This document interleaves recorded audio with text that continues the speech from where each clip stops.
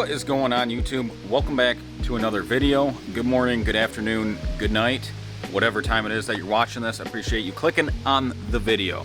So I ended up having to work this weekend, so I didn't have time to do an actual riding video. So I'm still gonna do a video on the X3, as you can see sitting right behind me. It's gonna be a super short one, but I'm just gonna touch on a couple things that I don't like about my 2022 Can-am XRC Turbo RR.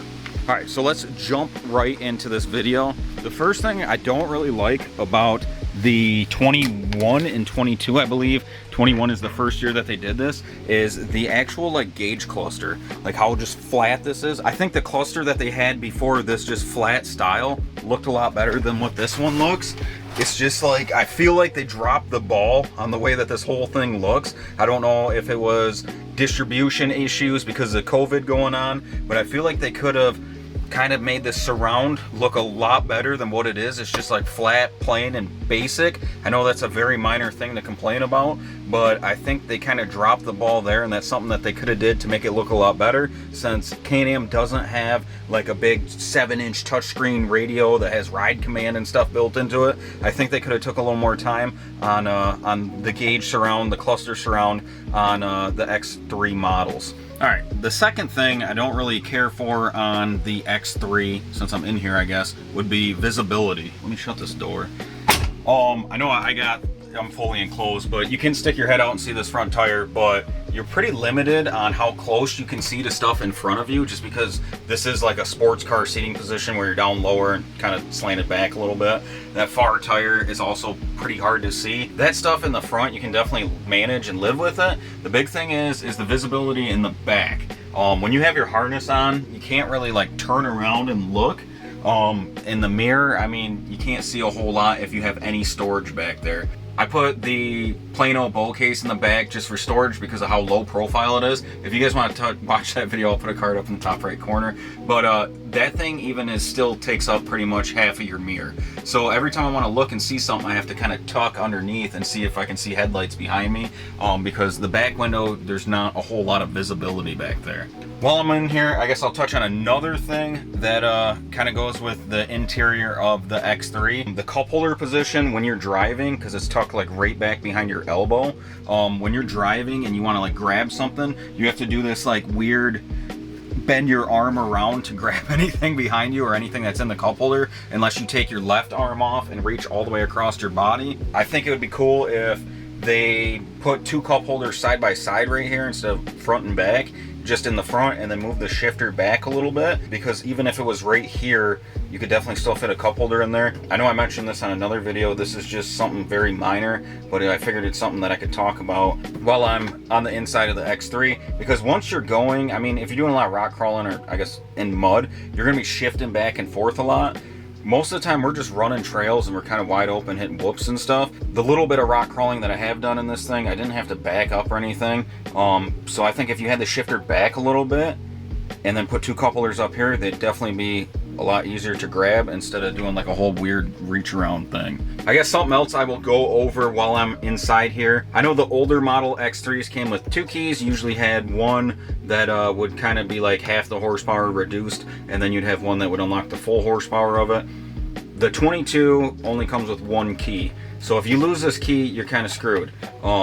I wish they came with another key. I don't know if that's another thing due to COVID and distribution issues, but it would be nice to have a spare key, a second key, in case you did lose this one. It'd just be kind of like a peace of mind type thing. Going along with the whole weird cup holder thing, this one's kind of like a double-edged sword. I like how low and sporty that the seating position is in these compared to like the Razors, where it kind of feels like, I know it's not a bench seat, you have your own seat, but you're more upright and it feels like a bench seat, like seating position. The only drawback on that, when you're getting in and out of this thing, you have to like lift your leg up over the bolstering in the seat and then like crawl out of it. It's like this whole bolstering right here, when you're getting in and out and then you have to drop down, it's kind of a pain to get in and out of this thing. I'm not a very big guy, I'm only 5'10", but for people who are taller than me, it definitely makes it a pain for them to get in and out of the machine. I know that's a very minor thing.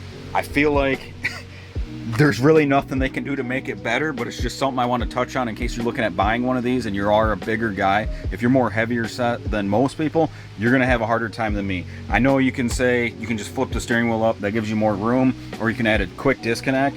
But if you're stopping on the trails or doing a lot of rock crawling where you usually make it through the trail, you get out and watch your buddy go through it, it's kind of a pain. Now that we're back outside of the X3, these two things are a little more major dislikes. You could almost say these are two things that I hate about the X3. The first one's gonna be this winch stop on this thing is complete trash. Like, it's like a flimsy rubber puck thing that the winch, like actual like hook and stuff, sucks right through it. And then I've had this get wedged up underneath there and then roll right into that fair lead.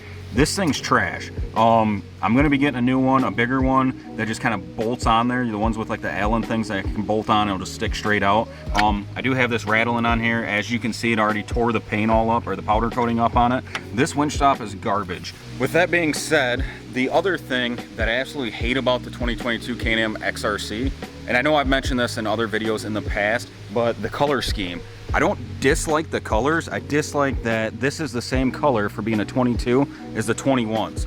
I don't know if that was another distribution error that they had where they couldn't get different colors in time, so they just kept all the leftover stuff, or if they had a big supply of it where they're like, hey, we're just gonna short whoever wants a 22 and just give them the same color as a 21. The colors don't look bad. This is the magma red, which looks more like an orange, and then chalk gray, which there is a little bit of like metallic in it. It's kind of hard to see, but I mean, the colors are okay, but I've had a lot of people ask me just in the trails like, hey, is that a 21?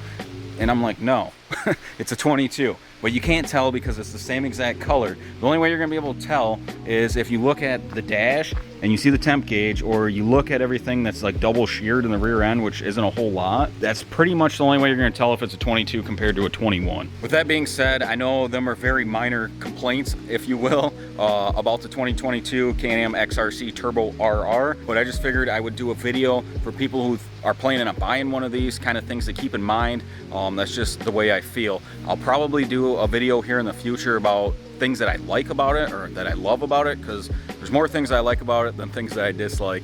If you guys did enjoy this video, I'd appreciate it if you could smash that like button. It helps out the channel a lot. And don't forget, we are doing a subscriber giveaway. We're gonna be a merch giveaway. If you guys want to get entered to win some free stuff, all you have to do is subscribe. Make sure you have that bell turned on so you don't miss the notification when I do the giveaway video. It's completely free. But yeah, till next time, guys, I'm out.